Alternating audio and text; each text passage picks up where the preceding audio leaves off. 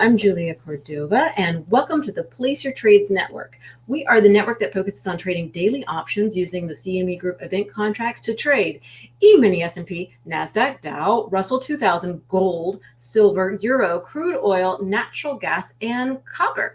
Today, I have a great show for you. I've got Christian Fromhertz on, and we're going to talk about how to stay ahead of the trend and also what we think about this crazy week to come with the Fed decision and also Apple earnings. Today's broadcast is brought to you by Tradeovate, which has built a custom app dedicated to trading CME Group event contracts. That's what we're all using at Place Your Trades. Hi, Christian. It's nice to meet you finally. Hey, how are you? Yes, great to meet you, and great to be on the broadcast. Yeah, no, thank you for joining me. So, I don't know. We've never talked before. I've seen some of your interviews. I think you're freaking fantastic. I've seen some of your charts that you're posted. Thanks. Yeah, but tell me a little bit about yourself. Tell me a little bit about, how you got into trading, how long you've been trading, what kinds of things you trade. Oh boy. Okay. Yeah. So I've been trading for a long time. I started my career right around the dot-com bubble days, which was a really interesting time to start in the markets. And I started in the financial services, but more on like the sale. It was a financial advisor, so more on the sales side, which, by the way, is a great way to kind of start, in regards to sales. Like sales is a great background to have. Of course, being a financial advisor, or they transitioned from the term back then of being a stockbroker to more of a financial advisor. But that's where I started my career, and I basically moved from throughout the financial services industry to get to more of a trading background. I really wanted to trade, and I didn't take the traditional route of going right. It's very difficult to go right from a trading desk role on an institutional trading desk. So I went back to school for a little bit, got my MBA, and worked my way through kind of like, the bottom up to basically get to a trading desk.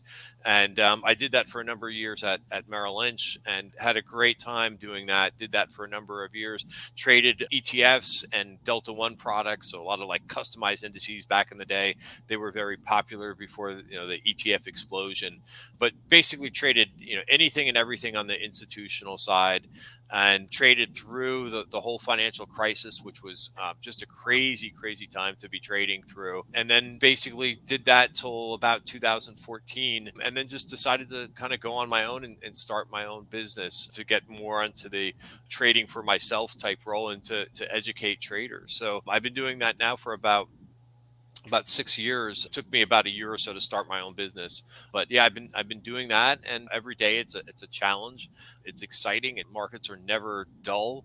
I think over the last 3-4 years, I mean, it's been particularly interesting. We've basically seen everything, and then even if you're I try to tell people nowadays that if you've started to trade over the last year versus 2020, it's a much better time to be learning, because the difficulty level is much different and a bit higher. So it's kind of going back to my background when I started, and it was the 98, 99, 2000, like everything was just taking off. And if you weren't, involved early, things were just taking off, and prices were just basically going up every day. But I heard the same thing when I was starting out too, that, this is not how markets normally behave with the dot-com bubble and everything in tech. Any business to business type operation, but just broadly, tech was just completely on fire. So I think starting in that time frame, that things weren't going to last like that forever. And then of course, what happened after that was you had a major retracement back, and then you had a lot of sideways action. So it's kind of, there's some things that are very similar what we're going through now back to those days. And that did take a couple years of backing and filling and that sideways price action to kind of get the market back on its strong footing, and then it really built from there, and until the next big situation that we were on to. But yeah, I mean, that's what makes markets so interesting. There's a lot of moving parts. trading ETFs for an institutional trading desk really gave me a big, range of background, because institutions could come in with not only trading like big sector ETFs, or trading things like SPY or IWM or Qs, but they could also come in and trade a lot of emerging markets. They could trade a lot of fixed income products. Whatever was kind of moved to where there was momentum or where there was a trade. These areas would get pretty popular pretty quickly, and you would need to know how to trade all kinds of international markets, and know how to do the FX. And so a lot of details really go into being an ETF trader. So I'm not, of course, doing those same types of things now with making big block trades and big risk markets for institutions. But that same level of detail oriented, you need to be in trading for yourself and managing your stop prices and taking targets where you want to, and so forth, and especially when you're dealing with multiple trades. So just a little bit about my background. Wow. It's really impressive. So I have a question though, Thank because you. Yep. people who are on Twitter, we get a lot of tweets in front of us, and a lot of it is not just about price action. It's about like what the macro environment is. Sure. And fear sells, right? Right. Well, any kind of extremity sells, actually. Right. That's why people who have been talking about SPX 6000 are still popular, just and it Yeah. doesn't matter that it goes way, whatever. But Yeah. but do you pay attention to the macro environment, or are you mostly focused on price action, or what kinds of things do you look at just from a general perspective? Yeah, I do use a kind of a more of a top-down approach. I do start with the macro, because I do have a you know decent familiarity with interest rates and what currencies are doing. So yeah, I very much will use that in some of my decision making, and to kind of understand that. I mean, I do every weekend. I do like specifically a macro video for Tribeca Trade Group members, where I talk about the big picture, and then towards the end of that video, I begin to kind of talk about sectors, and where some of these areas are doing pretty well, and showing relative strength, because that's a very very big thing in this market. And then what I'll do is, in terms of trades, I may trade the sector ETF if I think it's a really good theme right now. But basically, what I'm doing is then I'm drilling down to single stocks and looking for the best setups amongst that particular group. So that's really my bread and butter. Is nowadays I mostly trade single stocks, and yes, very much will follow the price action. So macro is very complicated right now. I've talked to a number of people who had a big macro basis when they were trading institutionally, and it's very complicated. But the main thing to kind of realize too, I mean, you could get so bogged down in macro analysis that you may not be able to really function as a trader, because Yeah. there's a lot of just different things, and there's always something to worry about, like, oh my god, this could happen, or oh my god, that could happen. And yeah, I mean, you could really kind of get into that cycle that where you're constantly worrying about the next something else to go wrong. But you can't.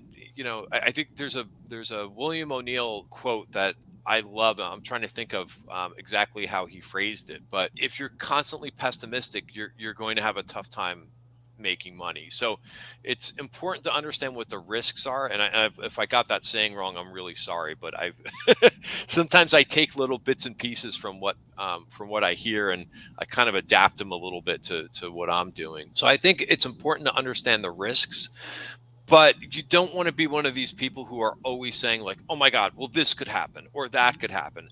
That's no way to kind of really be as a trader, because you're just going to kind of basically been go in circles, in terms of what you're doing. And you need to kind of be a little bit more calmer, and that's where I think really following the price action, right, will tell you. Like, I think as a trader, it's important to know like where your buy point is and where the trade is not going to work. And it could be, if it doesn't work, it could be because of a multitude of factors. It could be something macro. It could also be just because somebody downgraded your stock, or that the sector's out of favor. But I think if you have a process that you've had some time to kind of experiment with and understand where you're good at the market. Um, and then basically applying stop prices and so forth. That's going to ease your mind in terms of some of the macro concerns. And of course, like, that those macro concerns can also help you, dial down your risk and say, okay, instead of 6 or 7 positions, maybe I'm only going to hold 2 or 3 positions. So long-winded answer to your question, but yes, I absolutely use macro, but it's important not to go overboard with it.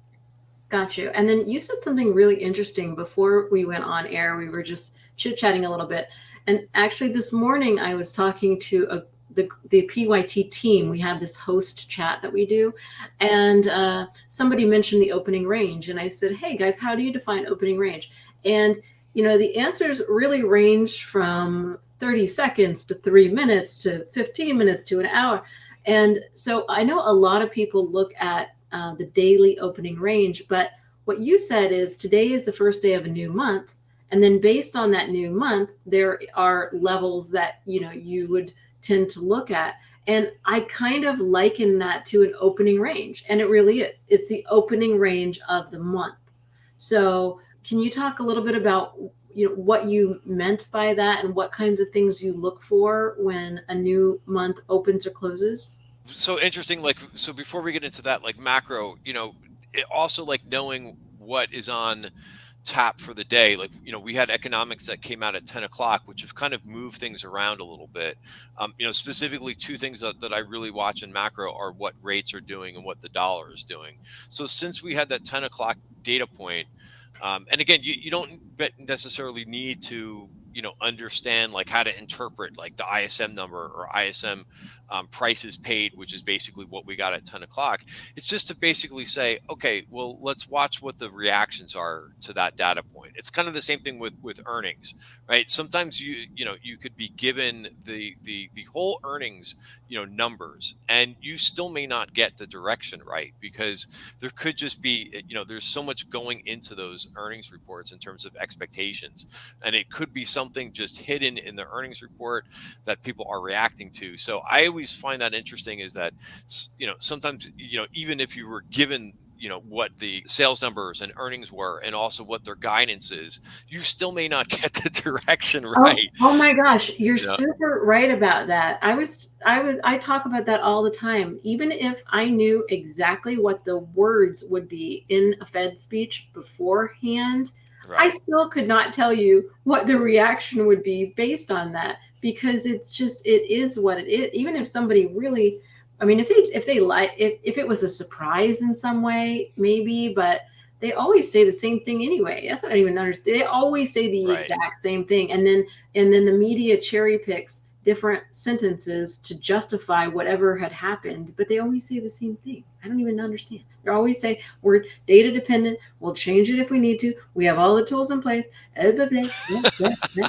Like, Yeah. anyway, so what do you think? I mean, Yeah.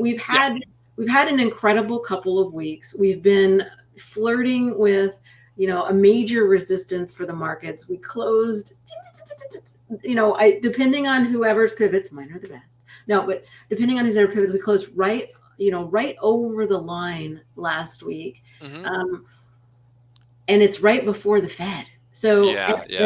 and then the consensus is I think that the Fed is going to raise a little bit, not too much, and then potentially have a hawkish take on it. That they'll leave the door open to they won't pivot. In other words, they'll leave the door open to going again. And what do you think about this week? What do you think is going to happen? Yeah. So, and I apologize. I didn't fully answer your other question, as I get distracted all the time, especially, we're doing this broadcast now while the market's open. So, I know, I I've got know. I've got one eye on what interest rates are doing. I'm watching the VIX as well. So I get pulled, and sometimes I don't answer the question Okay. as I should. But yes. So first of all, what I'm looking at too is, okay, where we're starting the month. So I use something on my screens. I have, and it's a little bit of a complicated indicator if you're not familiar with it, but a lot of people are starting to use. I hear more and more anchored VWAP, right, which is a Yeah. nice tool because it's using it's using volume at price to kind of give you levels to basically, support levels, and depending where you anchor the price and so forth.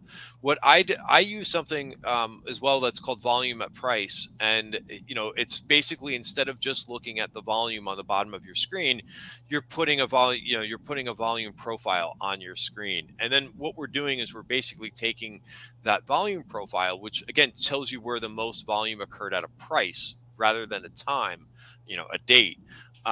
We're putting we're taking that a step forward, and we're using some statistics around that volume profile, because not every volume profile has like a bell curve, right? I mean, you could see on my screen that it's the shaded area. It's not very pronounced on my screen. It's kind of a shadow, but some of the volume profiles can be like all over the place. So we found that once we put like around approximately one standard deviation, and we put an upper band, which is called the top of value, and the lower band, which is the bottom of value, which is your kind of your support, you're really getting some good levels, and they will become pretty significant based on what we're doing. And then we try to make trading decisions, and like easy trading decisions based on that. So to start the month, so this is just S&P futures that I've got up on my screen. So basically this 4173 level, that's something that I'm watching in the short term, because if we do, as we do start a new period and we're above value, we've got a chance to basically trend.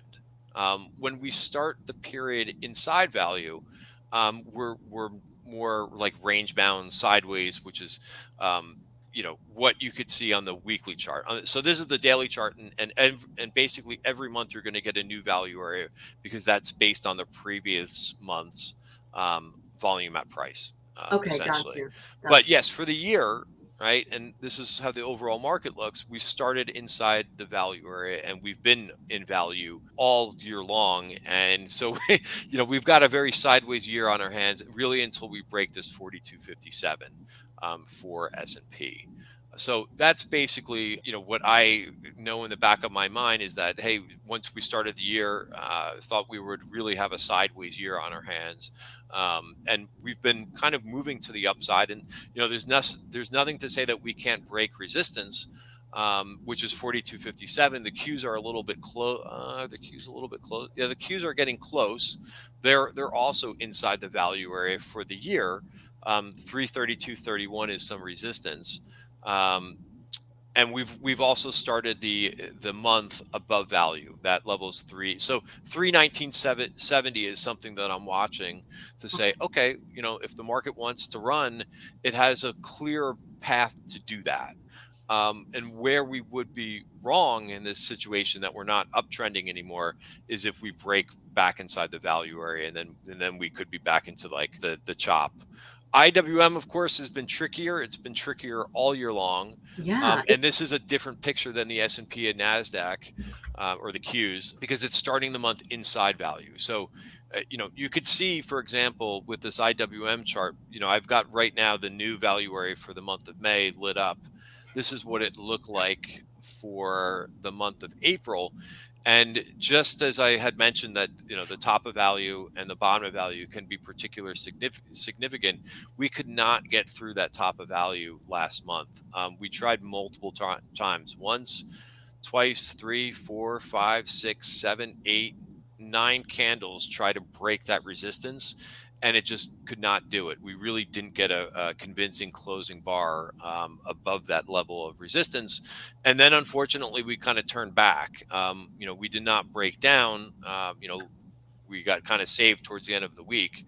But you look at this chart, and like, this is like for me, when I look at something when I look at something like this and how we're opening to start the month, it's not a great sign to say, or it's just not a great trading opportunity to start the month inside value. Now, of course, if you're open to shorting, if we break 174.26, then we might have something. And again, resistance will be very close to where it was last month at 179.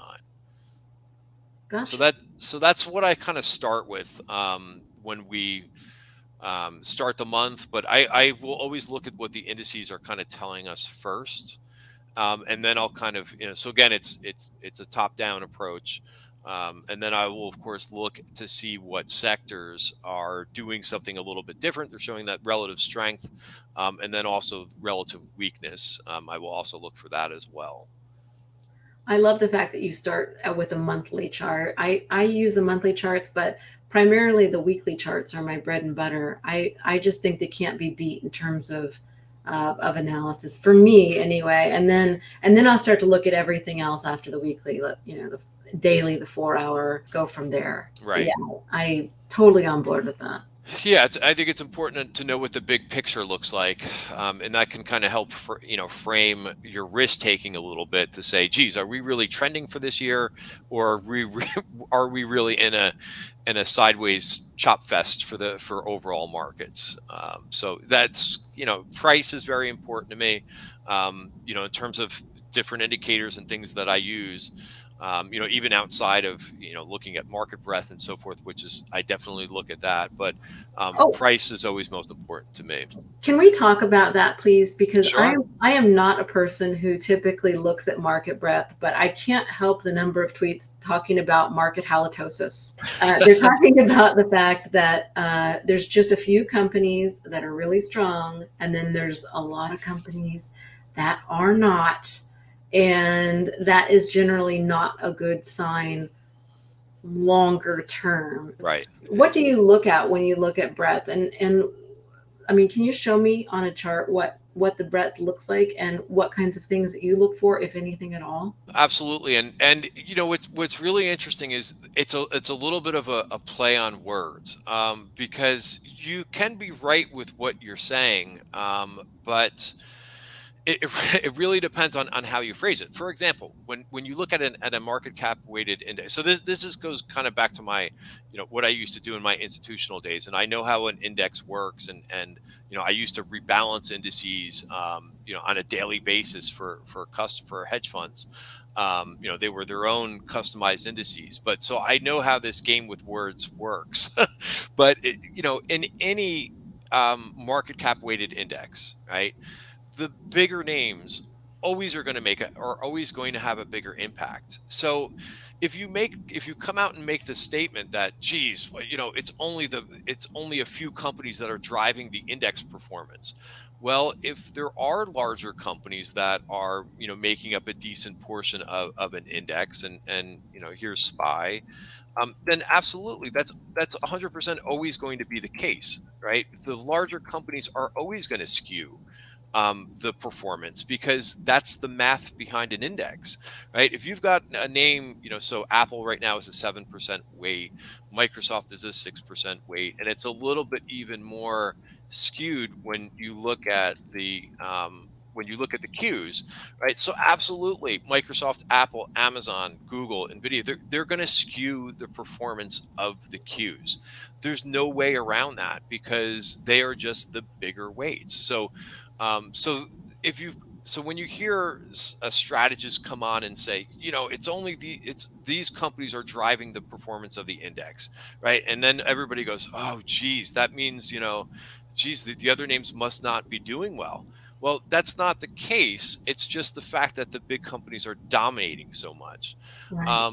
But you have to do more analysis than that. You can't just rely on that because, yeah, sure, if there's 20 companies that are less around 1%, right, and if they're doing really well, they're still not going to move the index because they don't have enough weight to do it. So it's very important to kind of go through and do that analysis. You could look at the equally weighted indices. Now, of course, last week it was the bigger names that pushed the market higher. Microsoft, Google, Meta they had great earnings, and of course they're going to push the indices when they do well. And same thing with Apple reports on Thursday. It's going to move the market because Yes. it just is. So I will look at some things. I'll look at advanced decline lines. I'll look to answer your question. I'll look at the McClellan summation index to see if more things are going up versus going down. Right. We always want to know where there's more opportunities. sometimes if you're having a more difficult time in the market, it may not be your fault. It may not be your stock picking ability. It just could be the environment. So, if you've got more names, and this is the way. This is a simple example that I try to look at it. But if you have no edge in the market whatsoever, right, and you pick market breadth, right, where randomly 7 names are going down and 3 are going up, you're not going to have great returns. Vice versa, if market breadth is increasing and more names are going up versus down, then you're going to do better, right? And just by default of of how the market, whether breadth is expanding or contracting. So definitely that's something that I will take a look at, and I'll look at the advanced decline lines just to kind of see if there's a trend that's going on. Here's just one. This is just the advanced decline line. I tend to like, which I don't have it up right now in front of me, but I tend to look at actually I do have it in my commentary channel here. This is something that I do every weekend. I just kind of put some charts together, but this is that's the NIMO, which I don't want to know that, but here's the NICE and the NASI, right? So this is just something very easy to use to kind of help with breath. And you could overlay a 5-day or 10-day moving average, whatever your preference is. And if you're seeing a trend where there's more advancing, you could see how this has worked now throughout this year, where we've had various periods where, basically back in October, you started to see more things started to kind of advance versus decline. And then we saw a period in the beginning, or right at the end of the year, where decliners were moving, I should say, moving down, I guess, more than advancers were moving up. And then once we got to January, then we saw that breadth expansion again, right? So right now we're kind of, we had some better breadth towards the back end of March.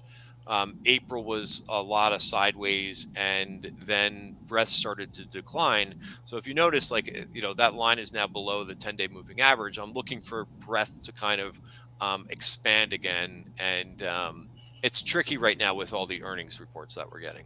Yeah. And I mean, do you have an opinion on Apple right now? Do you have a chart for Apple? Yeah, I think that the expectations are probably a little bit higher. Going into the report, considering like what all the other big names did last week. But I'll tell you, I was on a broadcast last week, and they were asking for my thoughts on all the FANG names. And I think I got them all basically, I don't want to say wrong, but I just said I would rather wait until the results come out and to see what the reaction is. I think it's very difficult to look to see what names are going to do what ahead of time. So I'm not that much of I do look at fundamentals, but I'm not that much of like a fundamental person who tries to predict what these names are. I know that that's not my game. Because as I'll go on a broadcast, I'm happy to talk about things, but I said, basically for all of them, for Amazon, Microsoft, they said, we'll just have to kind of wait and see for some of these names, and I went through and I provided like what the implied move was. And I said, okay, this is what Microsoft was only applying like a 4.3% move. And it moved way past that. So I think it's really difficult to predict. How I basically use earnings season is I look for names that are executing better than the market, and then I'll compile a list of what I call like earnings strength or earnings gap names, and that'll be my focus, the majority of where I'm focused for the next quarter. Because my belief is that if a name really surprises to the upside, right, the institutions are going to kind of have to come in if they were not overweight that name to begin with. And some names they are, Microsoft or an Apple, maybe they're already overweight those names. But if it's a name that kind of did something really unusual, my example for that is ONON, right? They're going to have to start coming in and accumulating that name, because it becomes a very interesting name. And here's your gap up for ONON. And the stock was up 25, and some people look at this and they're like, oh, geez, the stock moved from $20 to 25. I missed it.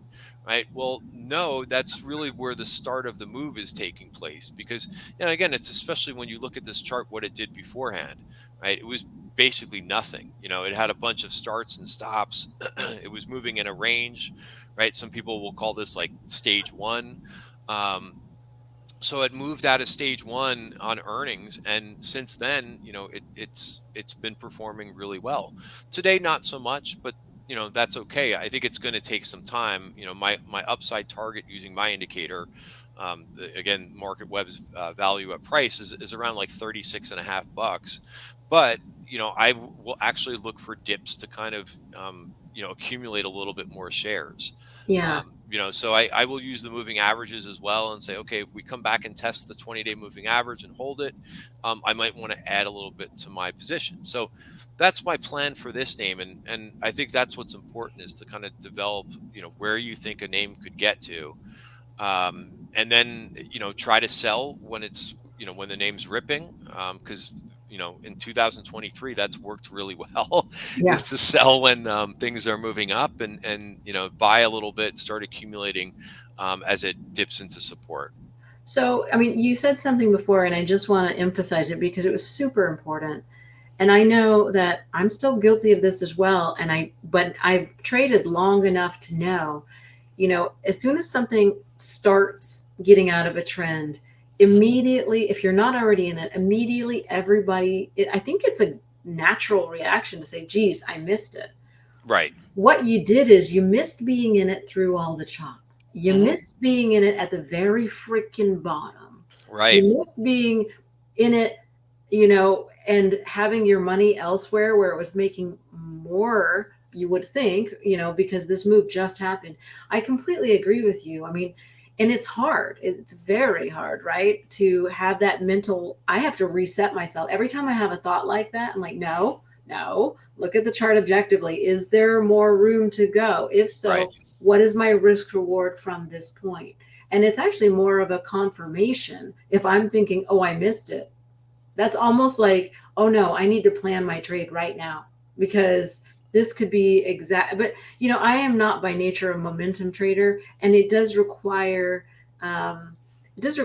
you to sort of not be scared. And I remember so many times people are saying, oh, it's whatever is all time highs, and I'm thinking all time highs is actually pretty freaking bullish. All time lows is bearish. It's not like you want to be in something then, because your odds of catching the top or catching the bottom are really low unless Right. you're a super good chartist, or unless you're just lucky, or both. Right. Right. Yeah.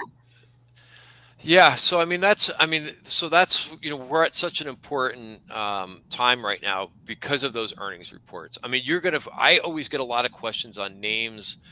I tend to get more questions on names that are going down than than are going up.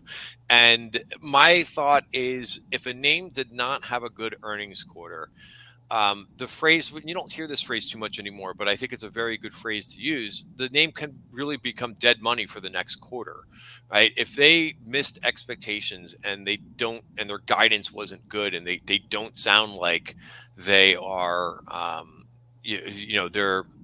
their prospects are not good, then the name's probably not going to move for the next, I don't want to say for the next quarter, because they could come out with a product, in the meantime, or something could change, right? Their business prospects could change over the quarter. But really, I just kind of take those names off my list. If they're not going to act well, I don't want to stay bogged down. And you made a great point with the ONON, right? You missed, that's the good part, right? Is that you missed all of the Yeah, difficult time.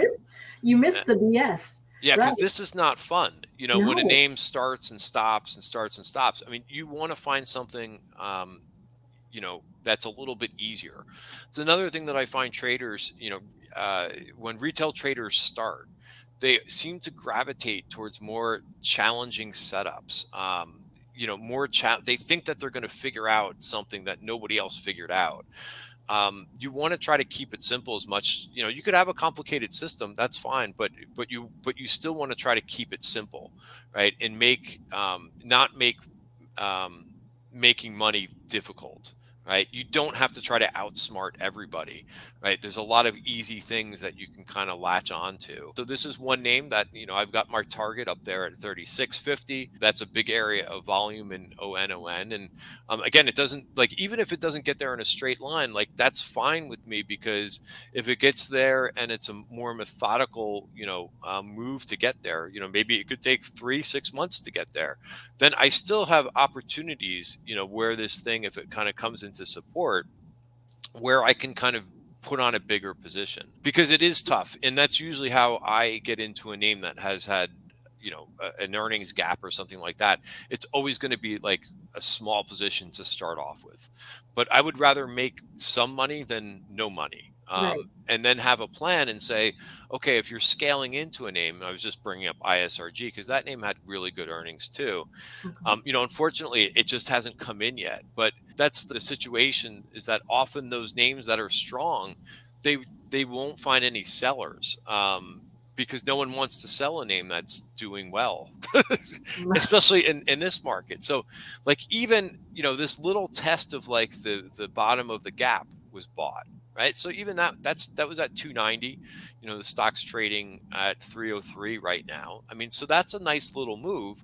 And again, as long as you're putting, and again, like, the fear that I see traders, have sometimes, is they're like, oh geez, it's up so much, and that means in their mind that they think it's going to come down fast for whatever reason. But that's really not the case. And then as long as you have a stop price, so that you don't really want to see it get far into this gap. So, you could put your tolerance a little bit into that gap, a couple dollars down, and that's basically it.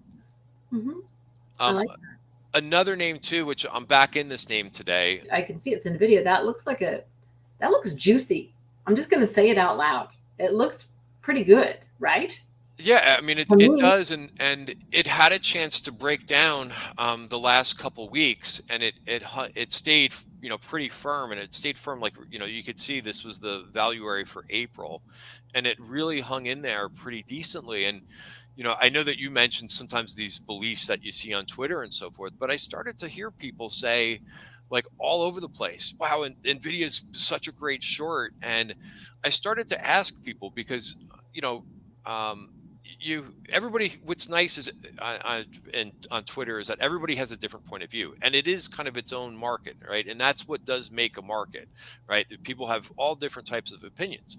But I started to ask people, and because bulls and bears sometimes get very combative, right? They're very they've got a view, and this is what's going to happen. But I don't mind asking every once in a while, hey, well, you're bearish this name. Why are you bearish Nvidia? And the responses that I got from a whole bunch of people that I saw that said that Nvidia was supposed to go down, the reasons that they were telling me that was because, well, hey, the stock in the beginning of the year was 140 and now it's at 260. There's no way a stock should do that in this environment. And I'm like, well, first of all, like, that's horrible. Like, that's horrible analysis, because you can't think about where the stock went to. You have to think about what's ahead for the stock. So that was some of the bearish reasoning that I heard for Nvidia, was just that it went up a lot. And I'm like, they're like, there's no way, and the valuation is too high. Well, I'm like, the valuation's always been high in Nvidia, so that's number one. That's not a great argument, because it's always been an expensive company, and it still has done pretty well. But I said this to them. Okay, it did go up from 120, and it's up quite a bit this year. But I said it's also down from the high of 346. So depending on how you want to, you want to spin it, you could say that the stock still hasn't taken out its highs. So either comment doesn't help at all, because it's not going to tell you where the stock is going. It's just telling you where it's been. It's been up to 346 and it's been down to 100. That's not going to help you at all to, making a difference for you, other than knowing where overhead supply is and where support is. But this is, I would say, the reason why I do have a fundamental view on this. And again, it is an expensive company. I'm not saying it's not. It's a very highly valued company. But you have to look at, the environment. This AI business has just, gone crazy. And this is the company that makes the nuts and bolts that go into the AI. So, um, other people will say, okay, well, I'd rather get into this speculative AI company because it's only gone up 10%. Again, that's not the way that you want to be thinking about trading. You want to think about, what the future business is like, whether something from a technical aspect is starting to kind of break out of consolidation. So sorry to give you my pitch there on Nvidia, but and I know exactly where, because I'm more of a bull, but I knew that if this level was broken, this 260 level, then there's something that's changing, and I don't have all the information out there. There could be, I will never know what's going on inside the company, and no one will unless you're an insider. So you watch support levels, and if it breaks, then the trade's not there anymore. But to answer your question, I agree. I think, once this thing going sideways in an uptrend for about a month and not breaking and now Yeah. trying to resolve higher, I think is pretty damn bullish. It looks juicy right at this time. Never know what's going to happen, right? No But jinx, by the way, because I no did get jinxies. long this Oh, morning. okay. I don't no position over here, but no jinxies, no jinxies. No, I just Sometimes you still need luck. yes, I agree. No, I appreciate that. So I learned a lot today, all the way from how you sort of start looking top down from a monthly perspective and liken that to the volume areas, and then all the way through. I like some of the stocks you've mentioned a lot. I don't have individual positions in any of them, but I have had them. I had on is I don't know. ON. I had that one for a while when it was chippy choppying. That's what I mean. I got Right. bored with it. I think I sold for like 2%, something stupid, right? I was like, what is this? This is not, I don't want to tie up my money in this. And then, it was a waste. Well, That's what I that's mean. Like I could actually buy it higher. I could have bought it. I didn't do it, but I could have bought it higher and avoided all of that situation. well, Yeah. that's why trading is so difficult too, is because many of us have been in these stocks at different times, and if you had to either, that sound like that experience was fine, but if you have a bad experience in a stock, you could shy away from it, even Yeah. though once a company comes out with an earnings report like they did, it will completely change the personality of the stock and the price action. But you may still have in the back of your mind, well, I tried it and I was in the stock Right. 2 or 3 times and it didn't work for me.